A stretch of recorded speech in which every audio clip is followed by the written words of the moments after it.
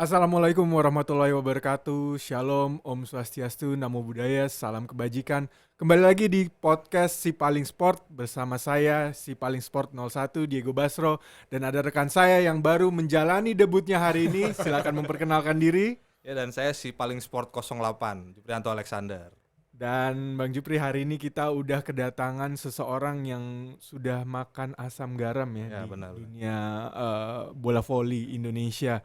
Dia juara Proliga 4 kali bersama Jakarta BNI, terus emas SEA Games juga udah 4 kali ya kalau nggak salah. 5 kali ya. Terus ada sempat jadi best setter juga di SEA Games, jadi MVP juga sempat. Siapa lagi kalau bukan? Bung Lodri, Mas Paitela. Selamat datang. Kalau beliau berdua paling sport, saya paling dah. Harusnya Bang Lodri juga paling sport ya, karena semua cabang olahraga ditekunin. Itu lingkungan masa lalu lah yang membuat saya bisa beberapa cabur. Bisa lah, bukan menguasai ya, bisa karena papa dosen, lingkungan saya lingkungan FPOK IKIP atau dulu namanya Sekolah Tinggi Olahraga. Jadi hampir setiap sore ngelihat mahasiswa berolahraga. Semua cabang olahraga karena di komplek olahraga kan. Jadi itu yang membuat saya tertarik di dunia olahraga. Jadi mungkin sering diajak cabutan juga kali ya, jadi pemain-pemain cabutan mungkin Bang. Gak usah diajak, tiap hari ngeliat mahasiswa latihan basket, latihan volley, latihan badminton, tenis meja, karate, senam. Jadi semua cabang olahraga ada di waktu dulu masa kecil. Jadi itu yang membuat sedikit banyaknya bisa semua cabur. Tapi akhirnya kenapa dipilih voli, kenapa? Oh, kalau itu lain lagi. Kalau tanya olahraga favorit, sepak bola. Oh, justru sepak bola ya olahraga favorit. Volley itu bisa, basket itu bisa, softball bisa, senam badminton. Tapi kenapa milih bola volley itu bagian waktu itu papa kan pelatih juga, pelatih volley. Ada klubnya, udah kamu bantu aja di situ. Ya karena saya bisa volley, ya udah bantu aja sebagai toser. Waktu itu ada pelajar. Karena di klub papa itu nggak ada, di level pelajarnya nggak ada toser. Jadi kamu bantu-bantu, ya mau main. Selesai main voli, balik sepak bola. Dari hasil itu nggak lama kemudian dipanggil pelajar Jawa Timur. Level nasional, tapi kita ikut pelajar Jawa Timur. Dari situ kita dapat ranking 3. Selesai Popsi, balik lagi sepak bola. Rupanya tuh berlanjut. Ada talent scout. Dari Popsi itu ada panggilan junior nasional. Kepilih ke Manila. Pulang dari Manila mikir, kalau sepak bola belum tentu ya jadi pemain perserikatan aja, belum tentu provinsi. Di voli udah nasional, ya udahlah voli aja lah. Akhirnya memilihkan untuk voli aja. Terus ke voli. Tanpa pernah meninggalkan olahraga favorit lah. Tetap ya. Kalau itu tetap sepak bola. Kalau boleh tahu klub kesukaannya nih apa Bang? Dulu Indonesia Muda. Oh, Indonesia Muda Surabaya. Tapi kan pada saat Galatama Indonesia Muda kan ada klubnya. Tapi kami lebih karena masalahnya Indonesia Muda Jakarta bukan Indonesia Muda Surabaya. Yang ada Niak Mitra Surabaya tidak mau itu jadi klub kebanggaan kita. Sampai sekarang berarti masih ngikutin sepak bola ya Bang ya? Oh masih, kalau ngikutin sepak bola nasional maupun dunia enggak lah. Ya ada beberapa liga, tapi kalau nasional pasti. Berarti rutin nonton Liga 1 ya? Sering. Tapi kalau sekarang lebih Persebaya aja lah. Oh nggak mau ya, karena mau wakili Surabaya ya Bang ya? Ya saya nggak mau wakili Surabaya, cuma KTP-nya udah. Nah ini Bang Lodri ini dia juga wakil bidang prestasi juga. Ya kebetulan Wakabit Binpres dan juga manajer ya. Terus itu jabatan ad hoc aja. Kebetulan ada project timnas, jadi oleh ketua umum dan sekjen. Ya saya ditugasin jadi manajer aja untuk beberapa, khususnya di 2 tahun belakangan ini. Berarti periode 2024 sampai 2027 ya Bang? Iya periode kepengurusannya. Iya 2023 ya. 2023 iya 2023 4 tahun ya. 4 tahun sampai 2027 Wakabit Binpres. Kabit Binpresnya barusan dilantik jadi Kapolda Sulbar, Bapak Adang Ginanjar. Jadi otomatis aktivitas Binpres ya mau tidak mau lebih banyak ke saya. Iya. Nah Bang, ini kan kemarin di V-League kita berhasil meraih gelar juara, dan sepertinya ramai di kalangan masyarakat, di kalangan media juga, bahwa Indonesia ini di voli sepertinya sudah menjadi dominan lah di Asia Tenggara. Kalau menurut Bang Lodri sendiri gimana nih Bang? Voli. Jadi kalau ini kaitannya terutama yang putra ya Bang. Yang V-League ya. CV League buat saya bukan hal yang surprise. Jadi terus bukan hal yang wah luar. Karena apa? Memang yang terbesar tertinggi di event Asia Tenggara kan SEA Games. Betul. Di SEA Games kita sudah 3 kali berturut-turut emas. Sehingga di ajang CV League kita berhasil nomor 1, oke. Tapi yang membuat saya puas adalah bukan karena juara satunya, tapi materi di CV League itu kebetulan banyak pemain muda. Artinya pemain lapis kedua, lapis ketiganya yang di timnas saat ini. Artinya ini pemain-pemain kita yang kemungkinan akan menjadi pemain inti di periode 2025, 24, 25, 26. Nah kalau sekarang mereka diberi jam terbang berupa banyaknya pertandingan kompetisi internasional, buat saya itu hasil yang cukup baik. Saya nggak melihat hasil. Kalau memang juara ya syukur. Tapi dengan adanya proses pertandingan internasional, ya menurut saya itu bagus. Karena apa? Jujur aja Bung Diego, Bang Jupri, di SEA Games itu 3 kali SEA Games atau 2 SEA Games terakhir ini kan kita menang mudah. Itu bagi pemain-pemain junior yang sudah tergabung di tim inti tidak memberikan jam terbang dalam arti kok kita juaranya gampang ya. Enggak, itu saya nggak berharap itu. Saya ingin pemain-pemain itu dapat tekanan, dapat pressure yang tidak kita dapatkan selama latihan. Pressure-nya apa? Pressure dapat tekanan dari musuh. Ya. Karena selama ini kan gampang, ada seniornya, begitu dia goyang dikit ganti senior enteng lagi. Nah sekarang dia harus berhadapan langsung. Gimana caranya lu dalam situasi yang tidak ada di latihan, pressure dari lawan, pecahin sendiri permasalahan lu. Pressure dari lawan, pressure dari skor yang biasanya wah gampang. Menang. Tiba-tiba sekarang lawan bersaing, lawan gigit. Itu gimana caranya? Pressure dari teman seniornya. Kan kalau di latihan salah ya ketawa-ketawa. Begitu dalam pertandingan beda, raut muka seniornya kecut, langsung berubah. dia udah minder itu. Terus pressure bahwa lu target, lu tim juara ini Indonesia, terlepas itu cuma CV League. Lu juara, lu harus tampil bagus. Nah, itu kan menjadikan mereka pressure. Itu yang saya butuhkan. Nah, apa sih Bang yang kira-kira spesial dari pemain-pemain muda ini sehingga akhirnya mereka bisa menampilkan penampilan seperti di V-League kemarin itu? Jujur aja PBVSI selaku induk organisasi voli di pusat itu beruntung. Kita punya talent. Jujur aja PBVSI nggak ikut bina loh. Yang bina itu pengprov, pengcap yang klub di daerah-daerah yang memang mungkin di daerahnya kurang, akhirnya ditarik oleh Lavani, oleh BJB, oleh klub di Bandung, oleh Petrokimia, oleh Bayangkara. Artinya klub-klub itu menarik mereka di talent-talent dari luar Jawa. Kita beruntung dengan talent yang bagus, pola pembinaan yang bagus, terus dapat pemain yang bagus, jadi banyak. Jadi saya quote and quote dalam tanda bercanda, untung gue nggak jadi pelatih. Kenapa? Bingung nyoretnya. Karena saking banyaknya stoknya. Saking banyaknya kita nggak tega mau milih ini bagus. Yang membedakan adalah jam terbang aja.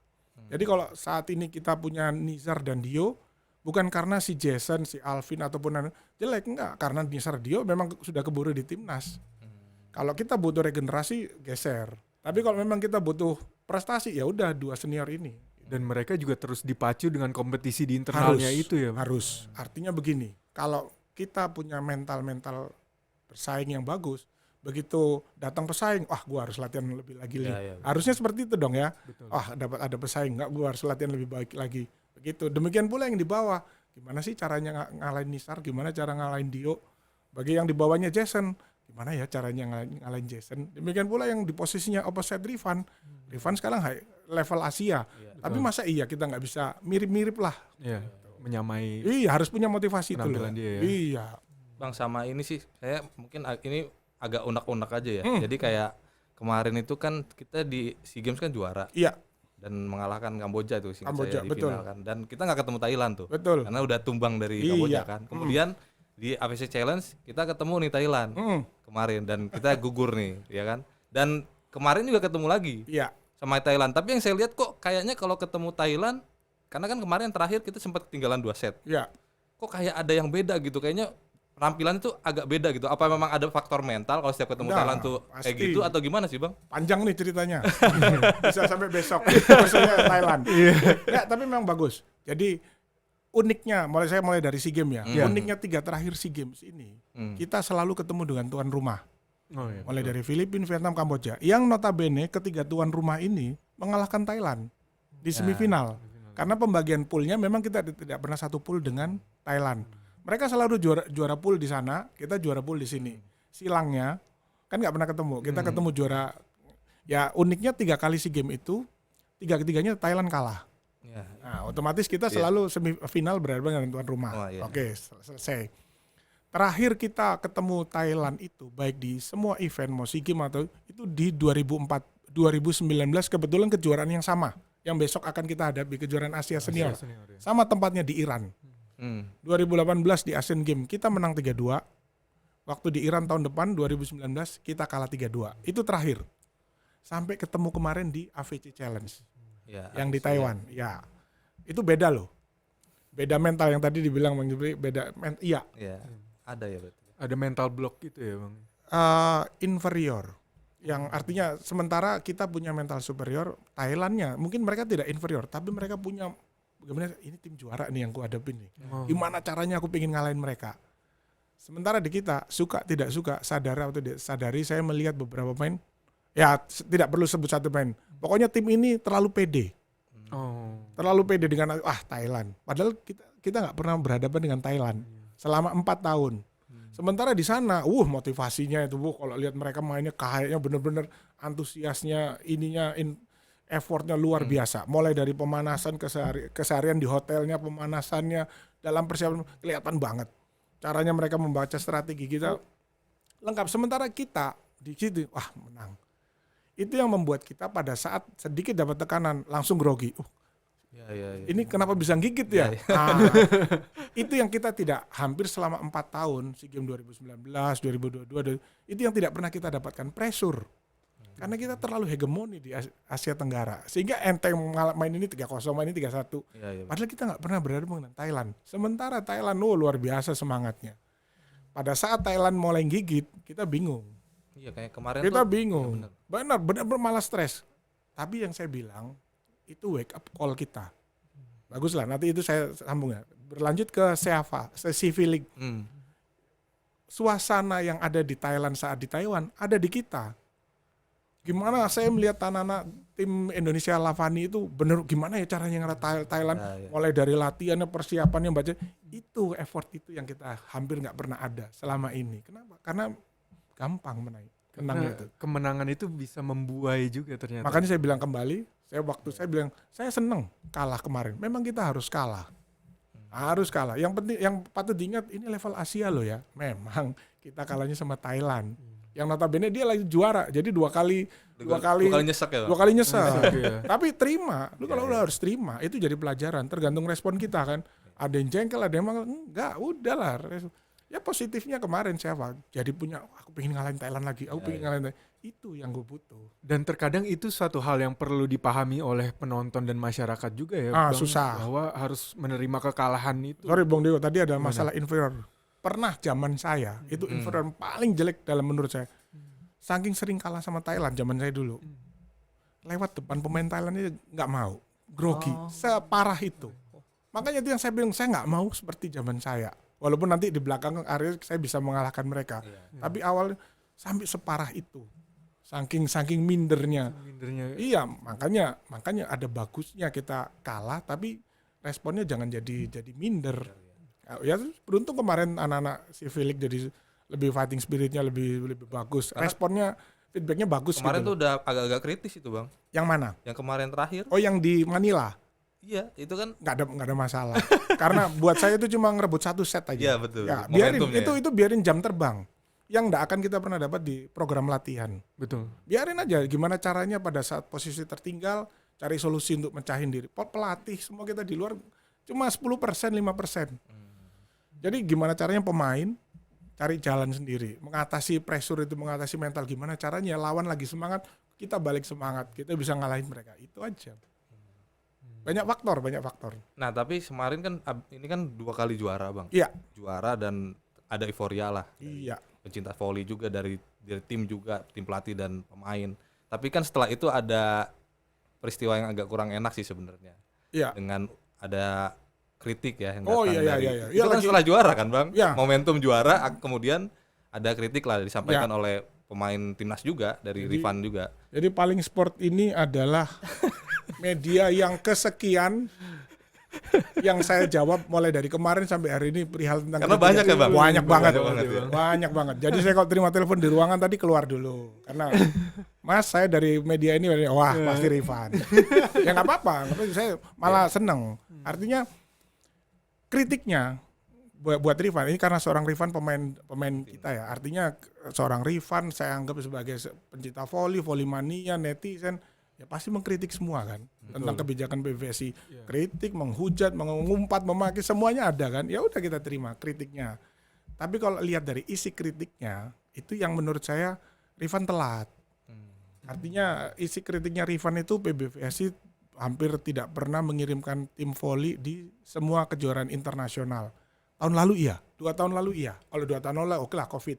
Tapi tahun lalu pasca SEA Games Vietnam itu memang kita punya beberapa program Asia, AVC Challenge juga, hampir berangkat terus batal. Ya banyak faktor faktor ya? faktor. Artinya karena kebetulan saya ada di sisi kepengurusan, saya bisa melihat. Tapi teman-teman di bawah, saya juga memahami bahwa saya dulu jadi pemain nggak ngerti problemnya apa sih di kepengurusan. Tapi begitu, oh dunianya seperti ini toh. Jadi saya berusaha mengkomunikasikan, kondisi voli kita ini seperti ini loh. Jadi memang kita dulu di bawah itu gimana sih kok nggak ngirim, gimana sih? Ya aku tahu kenapa sekarang masalahnya. Nah, itu saya berusaha mengkomunikasikan, mentransformasikan. Kembali ke kritikannya Rifan. Ya kalau menurut saya kritikannya iya benar. Tapi momennya aja yang salah. Artinya kalau tahun lalu, 2 tahun lalu iya. Tapi kalau tahun ini, ya saya bilang, apalagi ayo sini AVC bikin kalender sini, jalanin gitu. Kan udah nggak ada habis. Iya. Dan akan ada kejuaraan-kejuaraan lain juga ya Bang? Oh silakan. Secara resmi PBVSI udah ngirimkan ke AVC Challenge dan sama kejuaraan Asia, sama Asian Games. Nah, tapi yang tidak resmi si Philip kemarin. Ayo mau ada apa lagi sini? Tapi ya sama Rifan PBVSI sih tetap. Ya enggak lah, enggak ada apa-apa lah. enggak mungkin. Kan itu tadi saya bilang, ya Rifan itu ya secara khusus dia adalah pemain yang memang diharapkan di tim kan. Tapi pada saat dia melontarkan kritik, ya sama seperti pecinta voli yang memberikan kritikan, enggak apa-apa.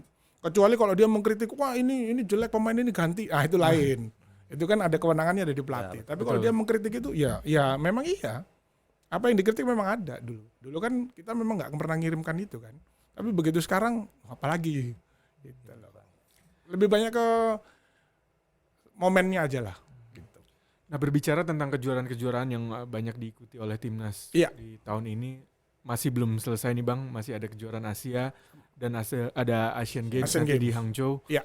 Persiapannya seperti apa Bang? Ya kalau persiapan rutin dengan materi pelatih yang sama, komposisinya lebih banyak ke masalah apa ya?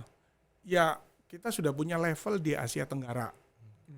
Kita nggak pernah ikut kejuaraan Asia sebelumnya. Sekarang kita sudah punya peringkat nih. Kalau nggak salah peringkat 68. Semenjak kalau nggak salah sebelum AVC Challenge itu kita di luar 80, bahkan bisa di luar 100. Tiba-tiba karena hasil AVC Challenge kita jadi peringkat 68. Ya, dengan adanya Asian Games ini kita mau lihat juara Asia Tenggara nih. Gitu aja. Mau di mana? Jepang, Cina, Korea, Iran semua datang dengan materi pemain kelas 1. Mungkin kelas 1-nya ya. Artinya, ini ya real kejuaraan Asia di mana kita. Dan itu kita aja. satu pool dengan negara-negara yang Dengan Cina, Kazakhstan. Ya, betul. Ya, Kazakhstan yang di Taiwan itu Beda tuh Bang? Kazakhstan provinsi. Wow, masih provinsi ya? Mirip kayak Indonesia. Lavani lu berangkat, Bayangkara lu berangkat. Ya, karena mereka lagi mengalami kesulitan finansial sehubungan dengan perang Ukraina Rusia. Karena mereka kebetulan PBVSI-nya ketua federasinya tuh eksportir. Nah, dia sekarang mengalami kesulitan mengekspor barang karena jalur pelayarannya tertutup oleh perang itu. Sehingga PBVSI-nya mengalami kesulitan. Contoh di Gresik mereka batal ngirim putri. Jadi mereka memang enggak punya dana. Di Taiwan kemarin saya bicara dengan manajernya, iya kami provinsi ini yang kebetulan relatif berdekatan dengan sehingga biayanya tidak terlalu besar. Saya nggak tahu di Iran karena memang relatif cukup dekat. Apakah federasinya mampu mengirimkan tim A-nya atau tidak, atau masih tetap kayak tim provinsi? Ya kita lihat. Nanti kalau memang bukan timnasnya, kayaknya ada harapan. Kenapa? Kalau timnasnya manusia yang gede, 2 meteran semua Kazakhstan. Kan Asia rasa bule. Betul. Iya. Ya, seperti Abang bilang tingginya memang menjulang semua 2 ya. meter. Kalau yang timnasnya 2 meter. Makanya waktu kemarin datang lihat kok Kazakhstannya segini ya, kayaknya ada harapan menang nih bisa. Ya memang bisa. Akan tergantung pada Nah, kalau Cina datang dengan tim VNL-nya berat. Ya bagus lah, artinya ada pengalaman yang bisa kita betul. ambil ya. Yang nanti penting dari kita situ. bersaing dengan tim terbaik gitu loh, supaya itu tadi. Artinya gini, Rifan, Boy atau semua pemain kita sudah levelnya di sini. Gimana sih kalau dengan level dunia? Gimana kita menikmati pertandingan itu? Gimana kita merespon pertandingan? Artinya gini, saya dulu pernah punya, udah pasti kalah. Kalau udah pasti kalah, ngapain berangkat ke Iran? Oh, pasti kalah. Nah, gitu kan. Tapi bedanya pecundang sama pemenang kan ya. gitu. Betul. Lu masuk lapangan, begitu selesai 25, ya kita kalah. Maksud saya pengennya gitu. Paling enggak udah coba ya Bang ya. Betul. How to finish the game lah. Iya. Itu aja. Jangan menyerah sebelum bertanding. Oh iya, kalau kalah sih pasti kalah. Kalau kalah pasti kalah kan. Cuma gimana sih caranya mereka nyelesain 25? Itu aja. Iya. Mental-mental itu loh. Jadi jangan ada perasaan minder aja, jangan pasrah terus udah pasti kalah. Loh iya kalah. Tapi coba. Tapi gimana cara Betul. menyikapi pertandingan gitu. Iya, itu aja pengen. Jam terbang untuk anak-anak yang belum pernah dapat pertandingan level internasional di level tinggi kan. Karena di pelatnas nggak ada. Betul. Mereka kita mau tes di dalam negeri, juara loh. Ini pemain terbaik yang ada di Indonesia. Mau disparingin dengan siapa lagi? Iya. Mau di Asia Tenggara menang. Cari yang lebih tinggi. Ya ganjilannya paling mungkin Thailand ya Bang ya. Iya. Kali itu Karena aja. secara prestis lah kita di berdua negara itu di level Asia di Asia Tenggara prestis lah, faktor prestis. Iya, dan itu nggak cuma di volley aja, di Semua hampir cabur semua ya. cabang olahraga Iya. ya, Bang. Iya. Kalau dari Bang Lodi sendiri melihat Thailand nih seperti apa sih Bang Ya. membangun olahraganya sampai Ya. bisa seperti itu, Bang? Kalau untuk putri, jadi dia memang sudah melakukan prioritas. Kebetulan Sekjen AVC itu kan teman saya, partner saya, pesaing saya zaman Kia Tipong itu kan. Dia bilang harus milih dengan ras seperti kita yang tidak menjulang 2 meter seperti itu, kita harus milih mau putra apa putri. Tidak bisa dua-duanya. Karena Apa tuh, berat. Bang? Oh. Karena ras kita ini Melanesia ya. Itu tidak ada yang kayak bule 2 meter. Jadi di situ dia milih. Kalau putra berat, putri dia melihat Jepang bisa mendunia. Kenapa akhirnya dia prioritas ke putri? Putranya oke lah ikut, tapi putri ini membawa dampak pendanaan, fasilitas, sponsor cukup banyak untuk Federasi Voli Thailand. Itu digunakan untuk putra. Tapi mereka dengan putri mereka benar-benar eksploitasi, benar-benar bukan eksploitasi, Habis-habisan lah. optimal di putri. Karena apa? Ya itu tadi mereka bisa menjual volinya masuk level dunia, ada dampaknya terhadap finansial federasinya, itu buat pembinaan voli mereka. Itu Thailand. Jadi mereka harus milih. Ya mereka pernah bilang ke kita susah dua-duanya. Untuk maju dua-duanya susah Bang. Susah dengan ras seperti kita, ya tanpa bermaksud diskriminasi ya. Iya, Artinya dia menjujur berat kita Lodri. Kita di Asia Tenggara dengan postur seperti ini untuk mendunia, apalagi putra berat. Putri kita lihat Jepang. Ya memang kita tidak bisa juara dunia, tapi minimal kita tampil di level dunia bisa. Udah Nation League lah. Otomatis pola latihan, manajemen itu harus diperbaiki dan mereka bagus. Nah kalau ngomong soal tadi prioritas tadi Bang, berarti kalau dari PBVSI yang mana nih? Putra. Putra ya? Ya, tanpa bermaksud gender ya. Ya udah jelas Oke. putra. Ya mungkin PBVSI kita itu tidak berpikir tim ini bisa ke dunia. Tapi minimal kita membina olahraga yang baik, voli yang cukup baik di Asia Tenggara. Syukur-syukur masuk ke Asia itu udah menurut.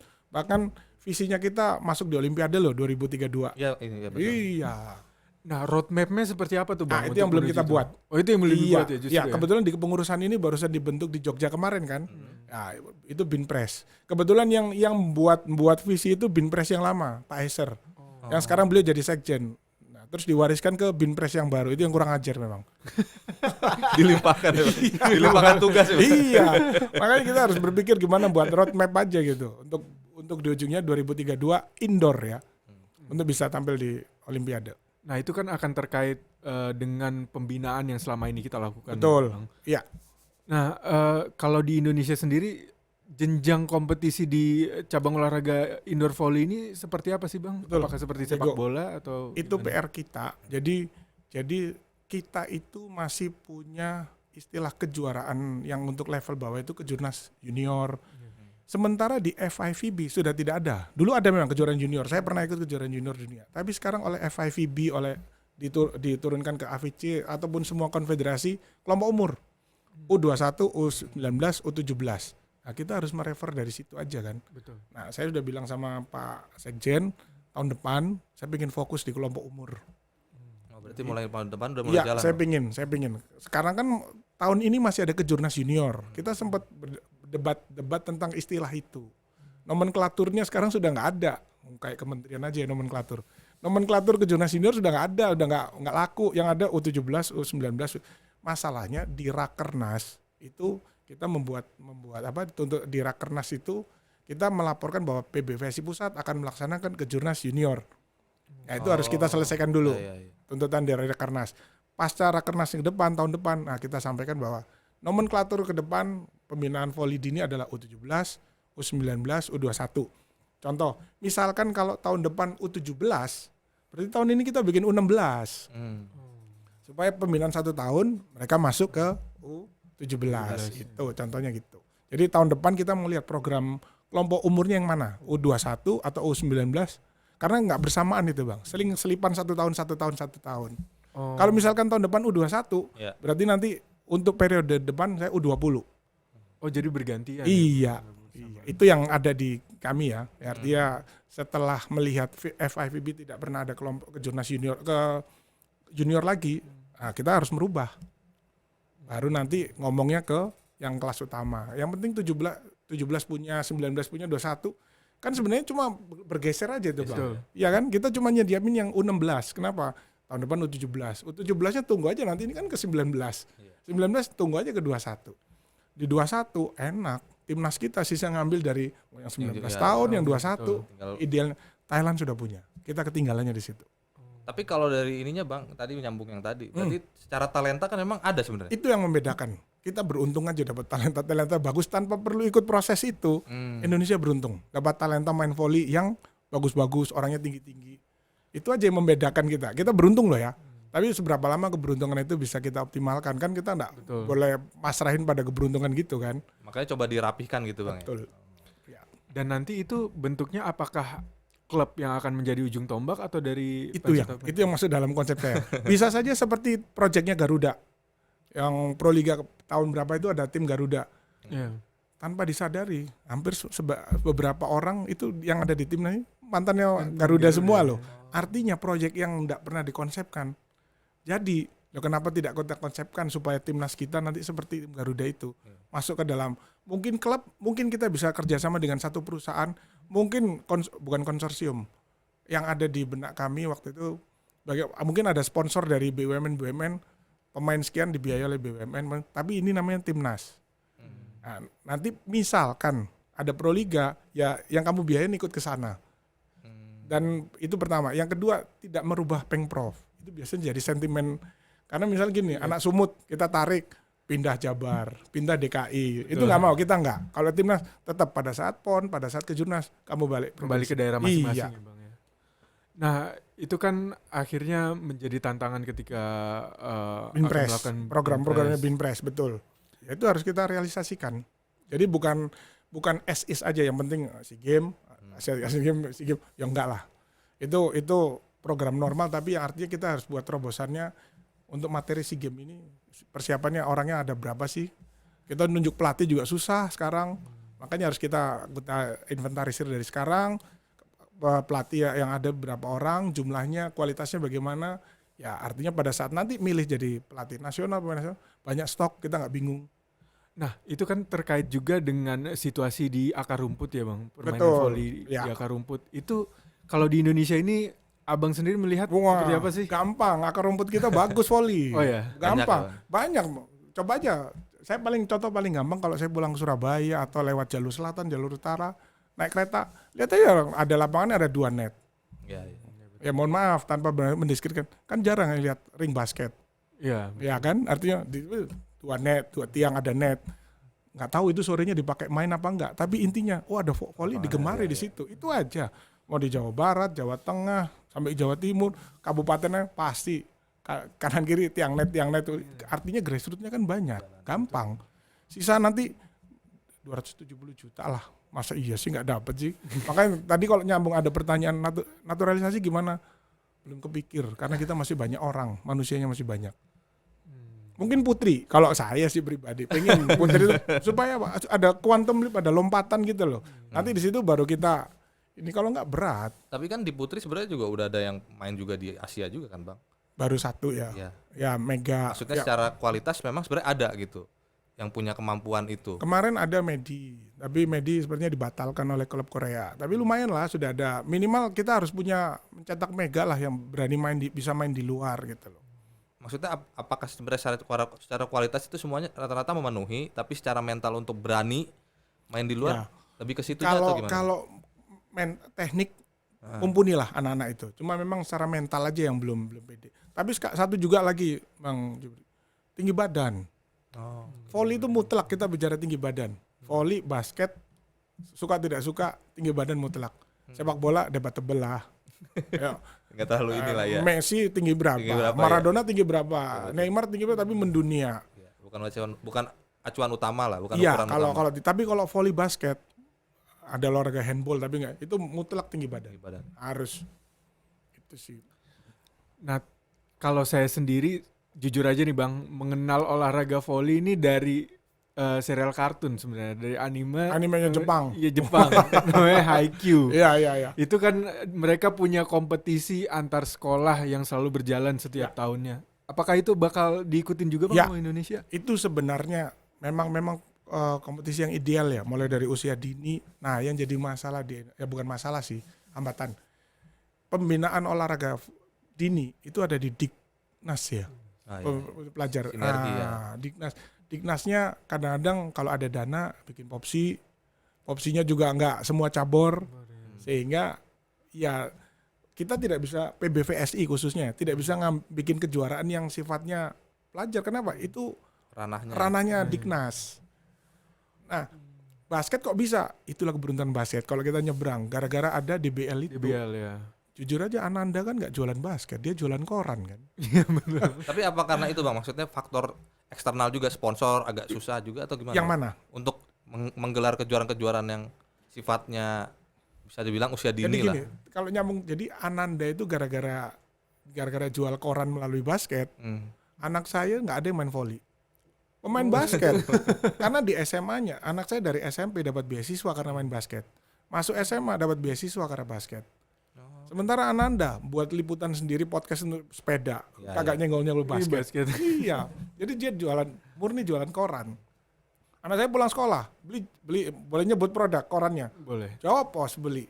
Padahal cuma lihat satu lembar di tengah, basket doang. Itu aja, pinter-pinter ngemasnya aja. Nah, Perbasi ya.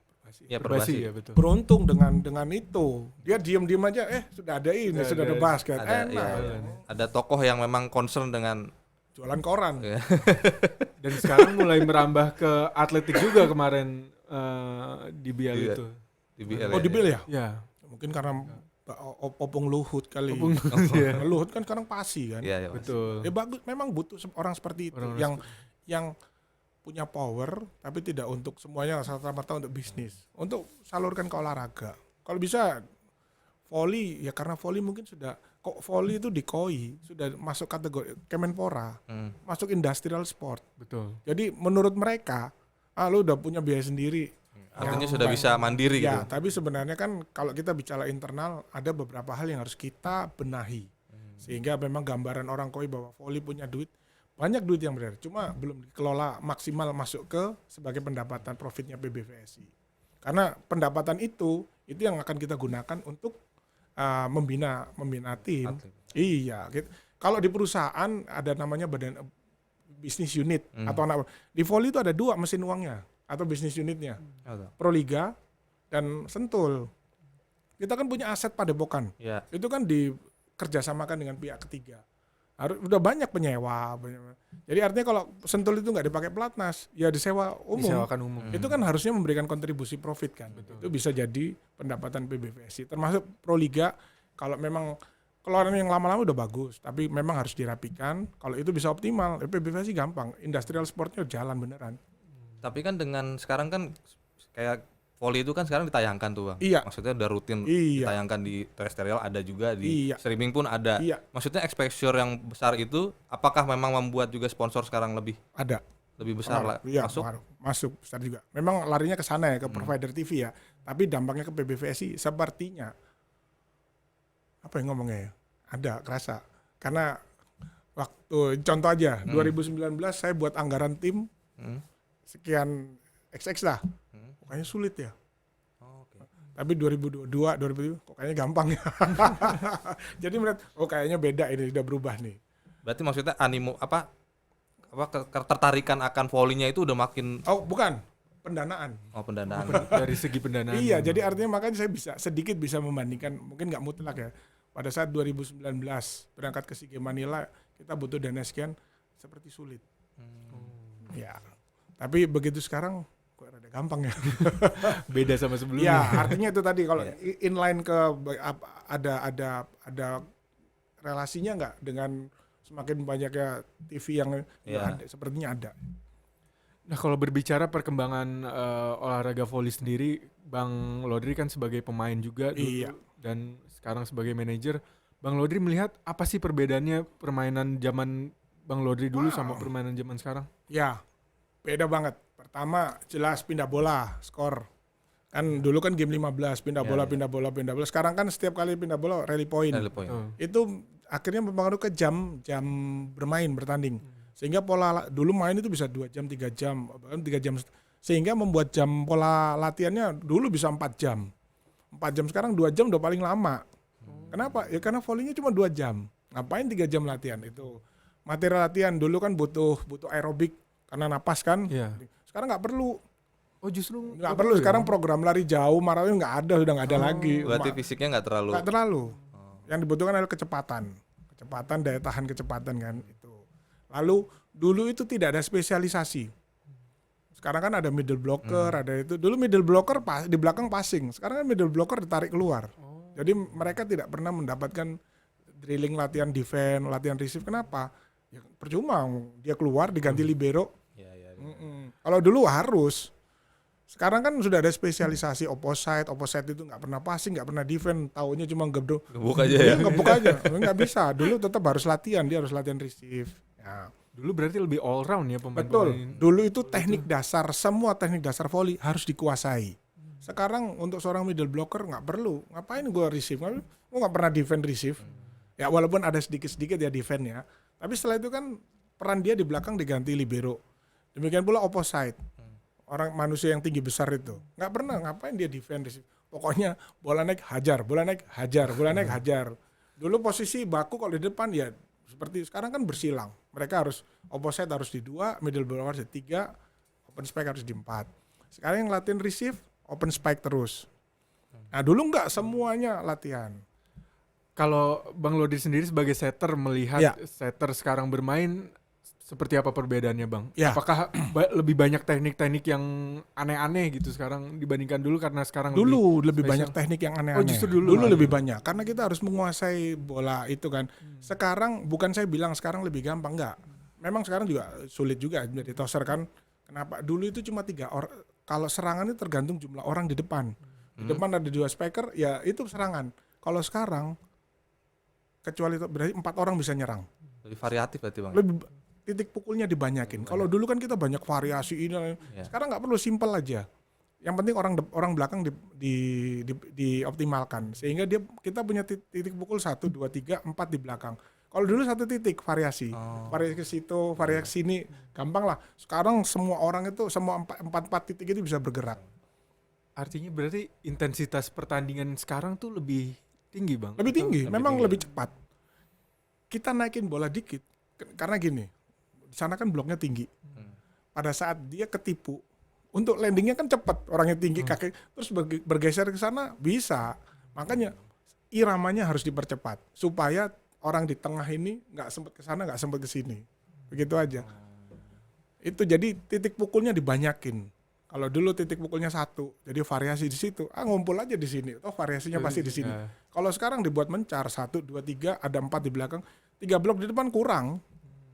Dan temponya harus cepat. Kenapa? Supaya tidak membuat orang, kalaupun ada bola jelek, mau nggak mau biasa dulu kan open. Ya. Kita sudah siap. Gimana caranya opennya itu bloknya bergeraknya, artinya pada saat dia lompat itu blok belum optimal tangannya, masih bergerak karena apa? Karena kecepatan bola. Makanya volley-nya harus cepat. Jadi passingnya jelek pun harus berani variasi. Kalau dulu passing jelek, save, tinggi aja buat aman. Sekarang nggak bisa, jelek pun harus variasi. Iya. Supaya bloknya nggak optimal. Berarti kerja-kerja analisisnya tuh lebih berat. Oh ya, sangat. Sekarang yang dibilang analisis data atau namanya data project itu sangat dipakai. Dulu kita enggak. Dulu kita naluri. Oh anak ini sering pukul ke sini. Kalau ada variasi gini pasti kalau pasangannya kayak ini, aku pasti anak ini variasi. Itu dulu by naluri kita. Sekarang terdata. Pada saat kita di depan nih lawanku ini sudah tahu. Oh ini kebanyakan variasinya begini. Tapi kita harus kuasai data ya. Itu ada datanya sudah kebaca. Termasuk video analisis juga ya Bang ya. Video analisis itu cuma mengkonfirmasi hasil data statistik. Oh, yang sudah di. Iya, kita punya angka. Oh, dia sering begini. Kita lihat. Nah, bener kan? Sama kan angka. Nah, sisa di sini nancep enggak? Berarti kayak selain tadi tim analisis dan ada data juga Bang. Ya. Berarti tim pelatihnya juga lebih banyak nggak sih? Harus. Sekarang ada Dibandingkan dulu. Iya, sekarang ada tim data. Tim official itu yang sekarang tim dunia totalnya hampir lebih banyak daripada jumlah pemain loh. Oh, Officialnya Bang? Iya, tim data ada di statistik, ada di atas, Di atas ya Bang. ada yang di belakang official dokter semua ada. Tim Amerika sama Itali kalau time out udah jarang pelatih ngomong. Buka aja laptopnya nih pasanganmu. Jadi misalkan berapa dengan Diego. iya. Diego ini sudah punya data di kita udah banyak. Kalau dia suka mukulnya ke kiri mau lebih banyak mukul. Kita baca oh si Diego begini. Ya oke. Udah. Percuma ngomong, nggak ada waktu. 30 detik pelatih ngomong orang Satu-satu. 7 orang yang lagi sepaneng. Mereka nggak akan datang pada time out. Iya. Mana ada nyari pelatih, nyari minum. Iya, benar. Apalagi kalau kalut kan. Oh jangan ngomong salah-salah emosi gitu. Nah makanya kita dibekalin itu data lihat. Oh ya oke, tahu. Polanya seperti ini. Udah begitu aja. Apalagi data ini akan semakin akurat. Bisa sampai 190 pada saat tim itu tertekan. Oh malah makin mudah terbaca gitu. Dalam manusiawi kita kalau tertekan kan cari save. Iya, Cari iya, save apa sih keunggulan kita? Iya. Mainnya bola ini pasti itu naluri. Makanya kita berusaha membuat dia tertekan supaya pasti nanti mainnya kayak gini. Itu. Semakin terbaca polanya. Ya, kita pernah main volley dikte orang, enak banget. Artinya bahasa, mohon maaf, begoin orang itu, lu pasti begini gue tahu. Lu udah kebaca ya Bang? Enak. Itu semua beda data, memang bosan. Karena baca ini, nonton video, baca ini, nonton video. Filosofi pelatihku dulu yang tahun 97 itu, dia nanya, kamu seneng film apa? Ya kita bilang inilah, saya dulu Pretty Woman lah, terus apa ini, Top Gun. Kamu bisa berapa kali kamu nonton? Saya bisa 4 kali 5. Coba ceritain. Kamu hafal. Sama, kamu nonton volley. Kamu udah bosen-bosen, udah mual-mual, muntah-muntah. Itu tujuan saya. Pada saat sekarang saya pelatih, kamu ceritain tentang tim Thailand dengan materi ini di luar kepala. Iya. Tapi memang membosankan, memang menjenuhkan. Jadi pada saat lu berhadapan, lu mau lari kemana gue tahu dah. Lu pakai variasi tahu. Kalau kita sekarang malah volley itu diarahkan. Lawan ini punya kelemahannya seperti ini. Ayo kita bikin mereka supaya main seperti Main di itu. situ ya. Data semua. Nah itu kan artinya ada pergantian metode kepelatihan Betul. juga kan Bang? Iya. Kalau di PBVSI sendiri Ya. ada kurikulum yang berubah nggak sih Bang? Ya, jadi memang harus itu mempengaruhi dari metodologi dan program latihan. Sekarang itu tidak bisa latihan yang sifatnya umum. Ayo hari ini fisik semua. Ayo hari ini teknik smash. Tidak, semuanya berdata. Oh si Diego passingnya jelek, lu passing dulu. Si Jubri passingnya bagus. Apa defense kemana yang jelek? Drilling defense dulu. Demikian pula kalau spike kan sudah jelas. Iya. Spesialisasi beda. Itu jadi berdasarkan data ini kita tahu kelemahan. Di latihan kan sekarang di video. Lu kelemahan lu blok hari ini lu blok lu jelek. Coba besok latihan blok. Mengurangi persentase. Kita tidak bisa 100% sempurna. Tapi latihan itu mengurangi kesalahan. Itu. Jadi sekarang memang 2 jam itu sudah nggak kayak dulu. Smash semua ini. Enggak. Makanya sekarang butuh lapangan banyak. Jadi harus 2. Makanya si Jeff pelatih kita 2. Ini untuk rombongan pelatih defense, ini untuk receive, ini untuk spike, ini untuk block. Oh, udah dibagi ya. Udah memang dibagi. Lebih spesifik. Ya, berarti. udah beda. Nggak kayak dulu fisik, Fisik. spike, receive semua. Enggak, sekarang udah beda. Jadi hampir dikatakan kalau 14 nggak nganggur, 14-nya bergerak semua, 2 jam itu efektif. Kalau dulu kan nunggu temanku di drill, tunggu, setelah itu giliran kita yang di drill selesai istirahat. Sekarang nggak, semua bergerak sama. Jadi 2 jamnya efektif, capek semua. Capek semua, ya. Iya, Dan metode itu udah dipahami oleh semua pelatih yang ada transisi. di Indonesia sekarang. Belum. Oh, belum. Belum. Tidak semua pelatih kita yang bersertifikat internasional paham dengan perubahan metodologi. Itu PR kita di Binpres. Artinya di timnas oke, nah sekarang kita benahi nih perangkat-perangkatnya. Mulai dari kepelatihannya, mulai dari perwasitannya juga, karena semua berubah. Berarti ada semacam kursus-kursus gitu rutin gitu. Harus kursus dan refreshing peningkatan upgrading level ada. Tapi materinya tentang perubahan volley itu. Nah kalau di grassroots itu kan pemain animonya tinggi bang kalau Iya. di Indonesia. Nah kalau dari sisi kepelatihan sendiri animonya tinggi juga nggak bang? Enggak ya? Kepelatihan. Kayak Bang Lodi tadi nggak mau jadi pelatih kok. Oh iya. Kalau kepelatihan Agak susah Bang. mungkin banyak yang pengen jadi pelatih ya, tapi dia bisa paham dengan volley modern itu yang kami belum tahu. Artinya yang tampil di Proliga itu teman-teman kita yang mantan pemain, nggak pernah ada pelatih baru yang murni, yang lebih bukan ironis ya. Saya nggak berani kata sekarang di pertandingan putra Proliga 1, 2, 3, 4-nya pelatihnya bule semua. Ya kan nggak ada pelatih lokal. Iya. Berarti belum ada pelatih yang kayak misalkan kalau di sepak bola tuh Mourinho gitu yang benar-benar berasal dari proses Kalau pelatihan. pelatih lokal semua bagus. Teman-teman saya mulai Samsul Jais atau siapa ya. Dia teman-teman itu udah menguasai materi pelatihan, metodologi kepelatihan. Iya. Yang menjadi PR itu adalah apa ya bahasanya apa ya? Kalau ngelawan pemain bintang itu yang mereka masih Powernya gitu kali Bang. gimana ya? Apa ya? Bukan takut, tapi Ngaruh gitu. iya, artinya ketegasannya. Saya pernah punya istilah gini aja. Saya gimana jawabnya? Pertanyaan.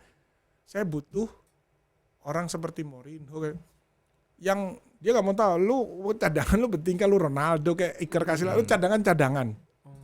Lu biar kata lu bintang dunia juara bawa Spanyol juara dunia lu bertingkah lu cadangan. Nah, maksud saya itu Lebih ke man managementnya berarti ya. leadershipnya ya. Leadership-nya, Iya, ya. artinya begini. Lu pelatih, lu yang punya otoritas. Pemain ada bertingkah sedikit, cadangin aja. Ini walaupun dia pemain bintang, hari ini nggak bagus, ganti aja.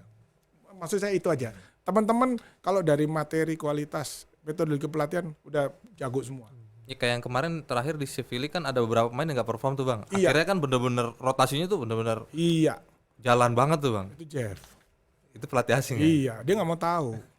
Lu pernah di SEA Games kemarin di mana di Kamboja waktu lawan Singapura sempat kita kaget. Ganti semua masuk tim cadangan. Bagus. Ya artinya seorang Jeff kan sedikit ada resisten dari teman-teman. Kok kita diganti belum? Kita kan belum 1 putaran. Dia bilang, saya nggak butuh 1 putaran. Kita ketinggalan 8 ini, jadi saya harus ngejarnya gimana? Materi ini nggak ada. Saya keluarin loh malah bagus. Ya udah saya biarin.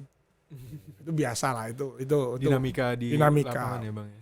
Contoh, ya mohon maaf aja untuk seorang Randy. Bukan berarti saya dulu waktu SEA Games 2019 waktu Mr. Lee. Randy kan lagi bagus-bagusnya. Siapa yang nyana Mr. Lee berani mencadangkan seorang Randy? Ya. Iya, tiba-tiba si Doni muncul kan. Mungkin saya melihat seperti itu. Artinya Randy sih nggak ada masalah dengan non teknis, dengan karakter dia bagus. Cuma mungkin Mr. Lee melihat dari sisi lain sehingga berani mencadangkan Randy. Akhirnya Doni muncul. Artinya kalau dari segi intuisi di lapangan mungkin sama gitu Bang ya. Tapi lebih Saya yakin teman-teman pelatih lokal itu punya itu semua. iya. Tapi keberanian untuk ganti lo keluar. Mungkin di luar pemain nggak enak hati lo hadapin. Ya. Artinya begini, lu jago buat program latihan, jago di strategi. Tapi yang paling penting adalah berkomunikasi dengan pemain. Itu yang saya belajar dari Mr. Lee. Dia oke lah di kepelatihan oke, tapi caranya dia berkomunikasi dengan 1, 2, 14 pemain hebat. Karena pada saat nanti karakter orang kan beda-beda. Iya. Nah, itu treatmentnya beda-beda. Itu yang susah dari pelatih. Itu yang saya nggak sabar. Bener. Makanya nggak ini Bang. Nggak, saya nggak kuat. Nggak kuat ya. Kalau materi kepelatihan punya, Iya, nanti penerapan di lapangan gampang. Tapi materi latihan kita bisa dilaksanakan 100% sama pemain. Itu yang jadi PR. Kenapa? Rasa respect pemain kan? Betul. Capek pelatih ini. Berarti nggak ada respect. Padahal pelatih ini kejam. Tapi kenapa kita masih mau disuruh ini? Mau disuruh. Itu respect. Artinya di luarnya jago. Caranya dia berkomunikasi. Caranya dia pendekatan ke pemain. Dia mengerti latar belakang keluarga. Itu pelatih yang bagus. Nah Bang, sebenarnya seberapa berpengaruh sih faktor-faktor non teknis seperti itu dalam sebuah pertandingan voli atau kejuaraan gitu? Sangat tuh. Sangat. Kita olahraga tim. Kalau olahraga tim yang jumlahnya banyak, contoh lah, artinya begini, kita punya 24 pemain. Kualitasnya sama. Untuk milih ke-14-nya apa dasarnya? Kan nggak mungkin like and dislike, nggak mungkin subjek objektivitas. Teknik bagus semua. Mau nggak mau larinya ke karakter, attitude. Non teknis kan, mental. Bad influence nggak? Karena itu akan menjadi presiden buruk. Kalau si A berperilaku seperti ini, nanti yang terus kita sebagai pelatih, pemain senior biarin lah. Yang junior, kayak begitu ya. Akhirnya jadi. Iya, nanti kalau aku senior aku kayak begitu. Satu. Yang kedua, si A ini berarti mengkomplain ini, komplain sana, sehingga itu akan menular pada saat nanti pemain junior itu mungkin dapat perlakuan yang dia berani berprotes juga, padahal lu nggak bagus, belum saatnya lu melakukan protes. Prestasi dulu, punya level dulu, baru lu sih kan berargumen. Nah, kayak gitu-gitu itu yang di olahraga tim itu sangat berpengaruh. Makanya kita butuh bukan otoriter, pelatih yang punya leadership kuat, sehingga presiden itu jadi anak-anak junior, wah senior ya. Enggak, mereka bilang sama semua ya, seniorku juga bisa diperlakukan seperti itu yang butuh. Itu faktor non teknis sangat berpengaruh di situ karena kita olahraga tim. Lu boleh juara dunia, lu boleh jago ini, tapi kalau lu mental bawa pengaruh jelek, mendingan lu keluar. Kita dihujat nggak apa-apa, tapi tim ini nyaman. Kita bawa tim ini anak-anak junior pelatih sehingga semua strategi, semua kedisiplinan, semua metode bisa tersampaikan. Kalau enggak, ya ada sifat-sifat, jangan percayalah, susah. Kalau itu udah susah. Nah kalau dari Bang Lodi sendiri sebagai manajer kan membangun suasana tim, membangun atmosfer tim ini salah satu tugas seorang manajer ya Bang. Kalau Abang sendiri ada filosofi tertentu nggak sih Bang? Dulu itu filosofi manajer voli adalah penyandang dana. Itu yang utama Bang. Iya. Nah itu yang sekarang dirombak oleh pembina kita, oleh para pengurus. Manajer itu bukan, artinya apa? Kalau manajer suruh siapin dana, banyak yang menolak. Khusus untuk timnas, banyak yang nggak pengen jadi manajer. Kenapa? Lu belum apa udah ditodong. Makanya sengaja juga saya dipaksa. Memang awal dulu kuping panas karena dengar manajer nggak ada duitnya. Ya udah, ya memang.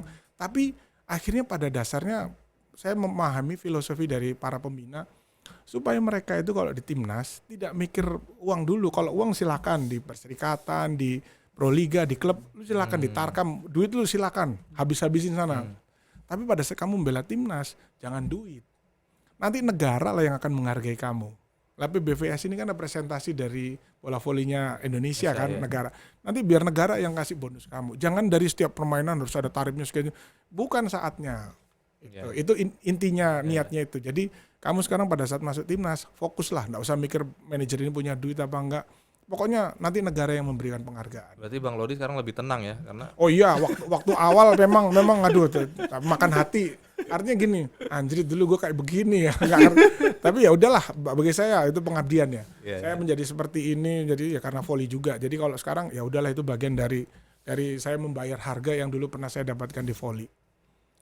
Nah, kalau ini sendiri Bang, kalau terkait tadi soal status pemain timnas sendiri.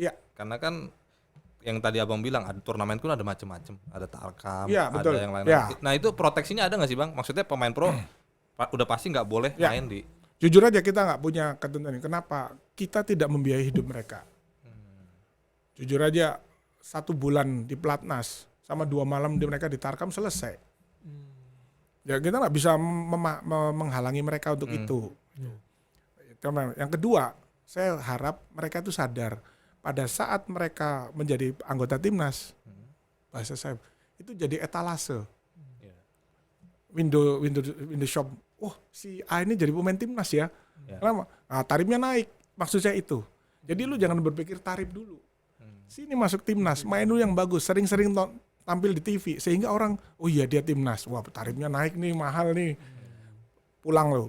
Tahun depan lu masuk SEA Games lagi, masuk timnas lagi, paksa mereka, wah harga lu naik lo. Kenapa? Gue masih timnas. Silahkan bernegosiasi di situ. Jangan maunya duit segini, nggak ada. Timnas itu cuma etalase lah untuk kamu naikkan hargamu. Itu sih. Berarti mindsetnya harus ubah. Ya. Cari prestasi dulu, uang ikut. Jangan nyari uang dulu, prestasi mandek. Atau mungkin dirasa belum cukup, Bang? Uang. Ya kalau uang mana-mana nggak akan cukup. Akan selalu jadi terus ya Bang. Iya, seorang Ronaldo yang sudah kaya gitu masih ngejar 1T, 2T. Pasti tarkam di Arab, Bang. Iya. Nah Bang, mungkin terakhir nih, kira-kira ada yang perlu disampaikan gak sih Bang buat pecinta voli Indonesia terkait perkembangan voli? Ya, ada. Jadi memang voli itu grassroots-nya kuat. Tadi kita sudah bahas itu. Nah, cuma sekarang kita harus mengarahkan bahwa kami di PBVSI pusat itu memang tidak menyentuh langsung dengan pembinaan. Itu pembinaan tetap ada di klub. Nah, kita butuh. Nah, sekarang bagaimana pembinaan itu merata. Sekarang mau nggak mau harus diakui di Jawa. Ya, betul. Kalau memang pengen merata, ya ayo di daerah sana bikin. Kalau enggak, ya udah. Kalau ada talent-talent yang bagus, ya sumbang ke Jawa. Ditarik sama BJB lah, Petro, Bang Jatim, Samator, PIN.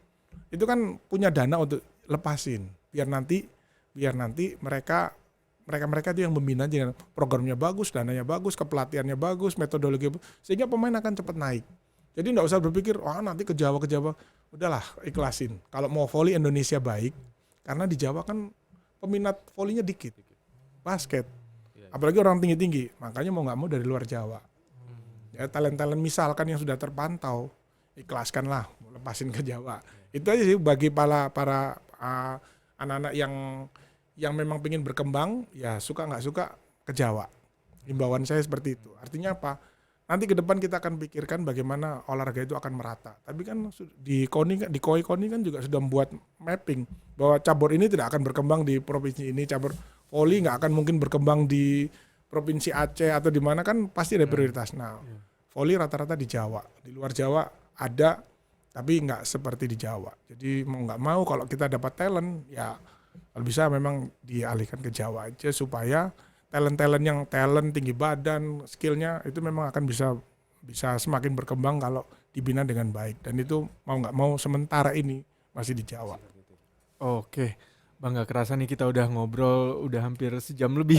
Nggak kerasa ya? Nggak kerasa ya? Ya? Terima kasih banyak nih Bang Lodri Sama-sama, udah datang ke sini, Kasih, Bang. cerita banyak soal voli. Dan demikian tadi perbincangan kita. Boleh nggak satu? Boleh. Ya, Ya, Bang, tambahan apa, Bang? mohon maaf aja kalau tadi penyampaian ada yang merasa tersinggung, tapi niat kita kan enggak kan. Ya, Kita tadi cuma bercerita komentar, tapi intinya ini untuk perbaikan PBVSI ke depan aja. Siap. Kita punya PR yang berat karena olahraga ini termasuk olahraga yang sangat dicintai oleh masyarakat Indonesia. Semoga respon atau persepsi mereka terhadap inisiatif kita untuk membina itu arahnya sama. Jadi nggak ada kita pengen mendiskreditkan si A, si B, si C atau klub A. Semuanya tujuannya sama. Pengen bola voli berkembang semakin pesat dan baik. Dan semoga doa ini diijabah ya. Amin. Tuhan yang Maha Kuasa. Ya. Supaya voli Indonesia semakin berjaya karena lagi. niatan kita semua bagus. Betul. Oke, demikian tadi perbincangan kita dengan Lodri Mas Piatela yang merupakan wakil Kabid Binpres ya Bang ya. BVSI dan juga manajer Timnas Indonesia. Sampai ketemu lagi di podcast Si Paling Sports berikutnya. Terima kasih.